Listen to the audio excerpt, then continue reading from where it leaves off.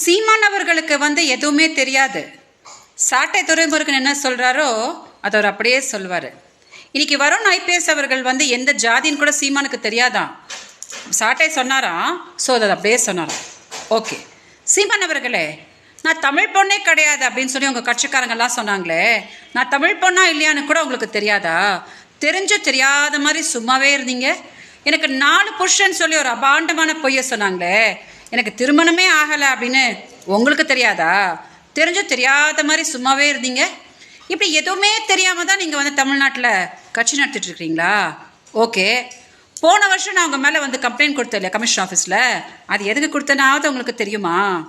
நீங்கள் வந்தீங்க இல்லையா, மாதம் நான் உன்னோட செலவுக்கு 50,000 ரூபாய் கொடுத்துட்றேன் அப்படின்னு சொல்லிட்டு போட்டுட்டு உங்கள் பாட்டுக்கு மரியாதையாக போயிருந்தீங்கன்னா பிரச்சனையே இருந்திருக்காதுல்ல.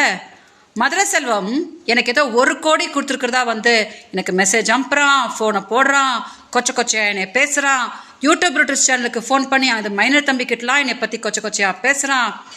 இதெல்லாம் தாங்க முடியாமல் தானே நான் அக்காவை கூட்டிகிட்டு கம்ப்ளைண்ட் கொடுத்தேன். இது உங்களுக்கு தெரியாதா? என்கிட்ட வீடியோஸ் எல்லாம் வாங்கிட்டு இருந்தீங்களே, அதெல்லாம் உங்களுக்கு மறந்து போச்சா? உலகத்தில் எந்த பெண்ணுக்கு அநியாயம் ஆனாலும் உடனே குரல் கொடுத்துறீங்களே, எங்களெல்லாம் பார்த்தா உங்களுக்கு பெண்கள் மாதிரி தெரியலையா? இன்றைக்கி உங்கள் தம்பி ஏதோ ஒரு கேடுகட்ட வேலையை பண்ணிக்கிறானே, உடனே அவனை கட்சி விட்டு நீக்கிட்டீங்களே. மதுரை செல்வமே என்ன சீமான் சார் பண்ணீங்க?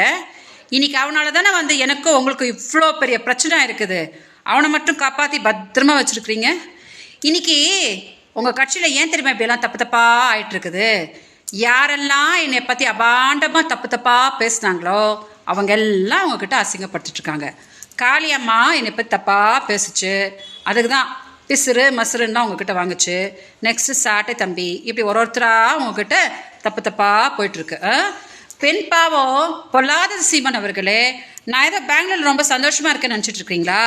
திமுக கிட்ட நான் காசு வாங்கிட்டு நான் இந்த விஷயத்தெலாம் பண்ணியிருந்தா எங்கள் அக்கா இப்படி படுத்த படுக்கையாக இருப்பாங்களா? மீடியா தயவு செஞ்சு இந்த வீடியோவை சீமான் பார்க்கும்படி டெலிகாஸ்ட் பண்ணுங்கள். வணக்கம்.